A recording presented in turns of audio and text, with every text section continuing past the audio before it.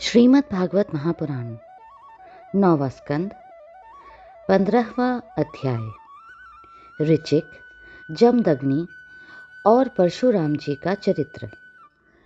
श्री सुखदेव जी कहते हैं, परीक्षित, उर्वशी के गर्भ से पुरुरवा के 6 पुत्र हुए। आयु, श्रुतायु, सत्यायु, रय, विजय और जय।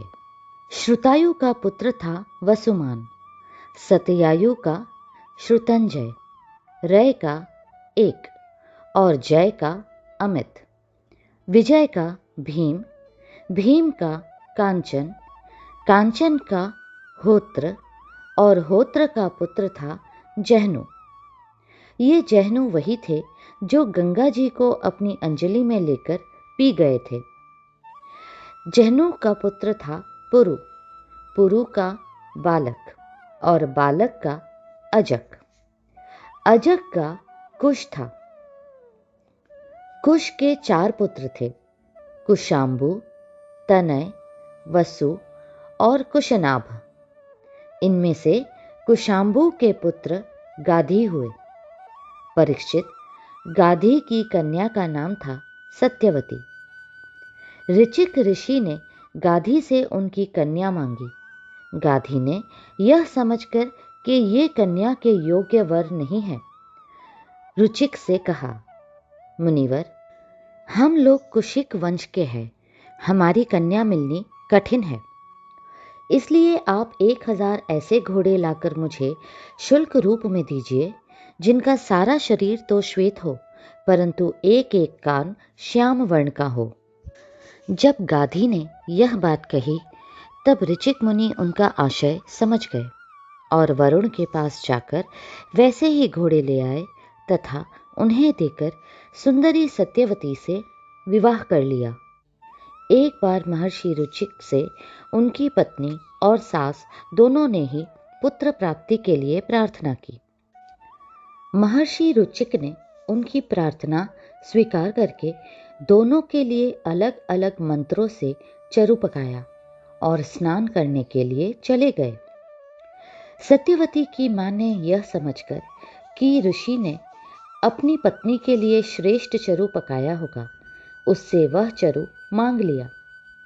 इस पर सत्यवती ने अपना चरु तो मां को दे दिया और मां का चरु वह स्वयं खा गई। जब ऋचिक मुनि को इस बात का पता चला, तब उन्होंने अपनी पत्नी सत्यवती से कहा कि तुमने बड़ा अनर्थ कर डाला। अब तुम्हारा पुत्र तो लोगों को दंड देने वाला घोर प्रकृति का होगा और तुम्हारा भाई होगा एक श्रेष्ठ ब्रह्मवेत्ता। सत्यवती ने ऋचिक मुनि को प्रसन्न किया और प्रार्थना की कि स्वामी, ऐसा नहीं होना चाहिए।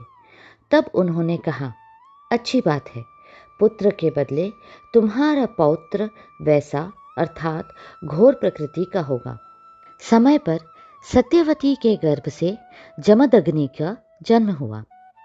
सत्यवती समस्त लोकों को पवित्र करने वाली परम पुण्यमयी कौशिकी नदी बन गई।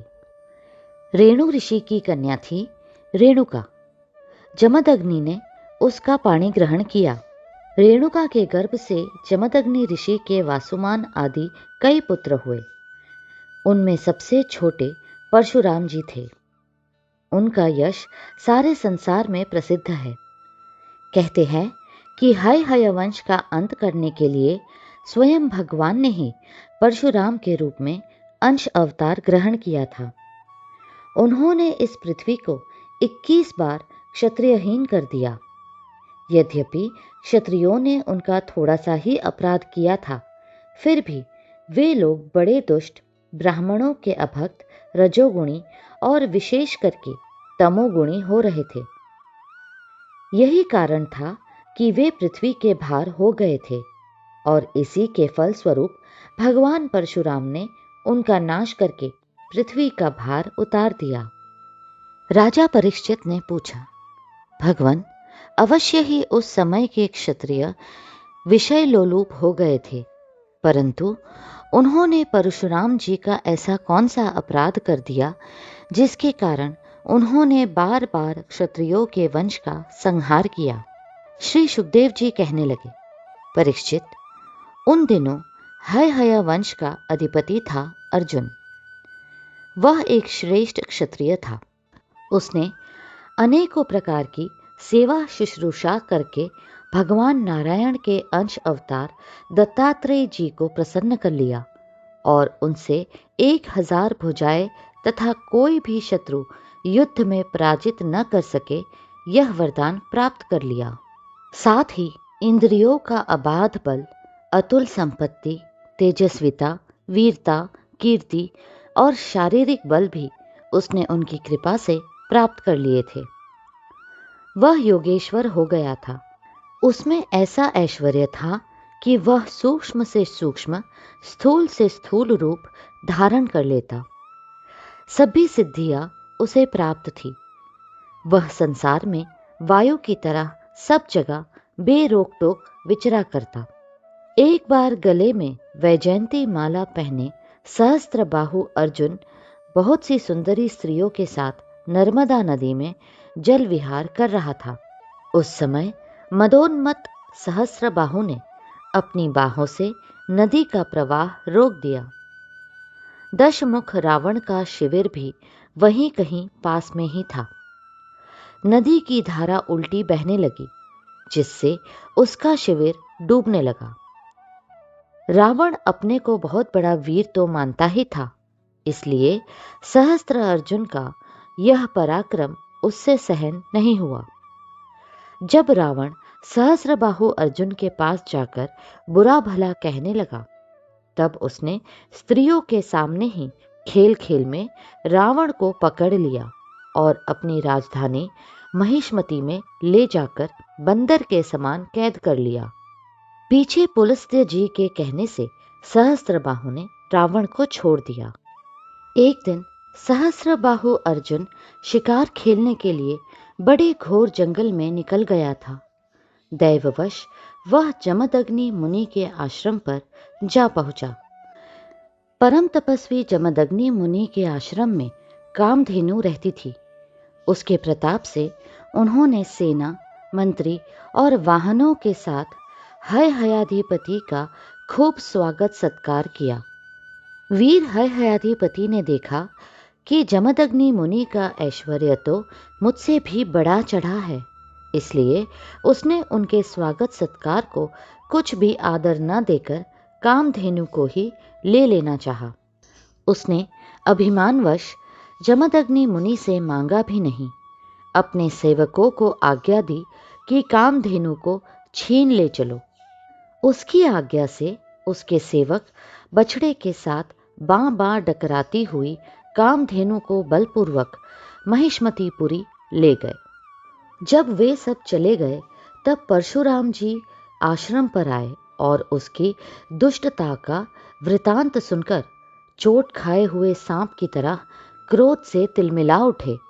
वे अपना भयंकर फरसा, तरकस, ढाल एवं धनुष लेकर बड़े वेग से उसके पीछे दौड़े, जैसे कोई किसी से न दबने वाला सिंह हाथी पर टूट पड़े।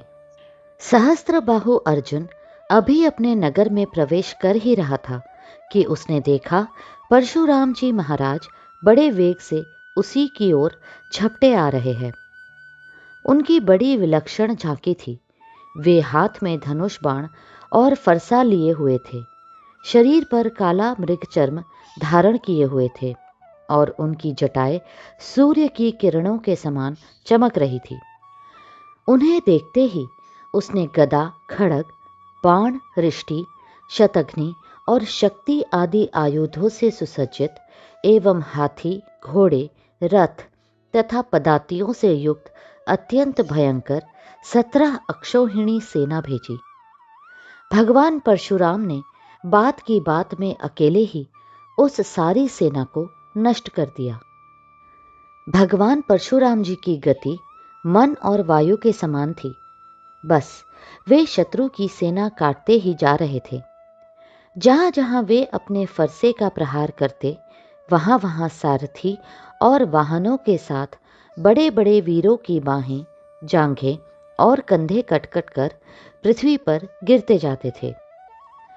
हयाधिपति अर्जुन ने देखा कि मेरी सेना के सैनिक उनके धनुष, ध्वजाएं और ढाल भगवान परशुराम के फरसे और बाणों से कट कट कर खून से लथपथ रणभूमि में गिर गए हैं। तब उसे बड़ा क्रोध आया और वह स्वयं भिड़ने के लिए आ धमका। उसने एक साथ ही अपनी 1000 भुजाओं से 500 धनुषों पर बाण चढ़ाए और परशुराम जी पर छोड़े। परंतु परशुराम जी तो समस्त शस्त्रधारियों के शिरोमणि ठहरे। उन्होंने अपने एक धनुष पर छोड़े हुए बाणों से ही एक साथ सबको काट डाला। अब हयाधिपति अपने हाथों से पहाड़ और पेड़ उखाड़कर बड़े वेग से युद्ध भूमि में परशुराम जी की ओर झपटा। परंतु परशुराम जी ने अपनी तीखी धार वाले फरसे से बड़ी फुर्ती के साथ उसकी सांपों के समान भुजाओं को काट डाला। जब उसकी बाहें कट गई तब उन्होंने पहाड़ की चोटी की तरह उसका ऊंचा सिर धड़ से अलग कर दिया। पिता के मर जाने पर उसके 10,000 लड़के डर कर भाग गए। परीक्षित, विपक्षी वीरों के नाशक परशुराम जी ने बछड़े के साथ कामधेनु लौटा ली। वह बहुत ही दुखी हो रही थी। उन्होंने उसे अपने आश्रम पर लाकर पिताजी को सौंप दिया और माहिष्मती में सहस्त्रबाहु ने तथा उन्होंने जो कुछ किया था सब अपने पिताजी तथा भाइयों को कह सुनाया। सब कुछ सुनकर जमदग्नि मुनि ने कहा, हाय हाय परशुराम, तुमने बड़ा पाप किया। राम राम, तुम बड़े वीर हो, परंतु सर्वदेवमय नरदेव का तुमने व्यर्थ ही वध किया। बेटा, हम लोग ब्राह्मण हैं, क्षमा के प्रभाव से ही हम संसार में पूजनीय हुए हैं। और तो क्या, सबके दादा ब्रह्मा जी भी क्षमा के बल से ही ब्रह्म पद को प्राप्त हुए हैं। ब्राह्मणों की शोभा क्षमा के द्वारा ही सूर्य की प्रभा के समान चमक उठती है। सर्वशक्तिमान भगवान श्रीहरि भी क्षमावानों पर ही शीघ्र प्रसन्न होते हैं। बेटा, सार्वभौम राजा का वध ब्राह्मण की हत्या से भी बढ़कर है। जाओ, भगवान का स्मरण करते हुए तीर्थों का सेवन करके अपने पापों को धो डालो। अगला अध्याय शीघ्र ही साझा होगा। कृपा करके लाइक, सब्सक्राइब और शेयर करें।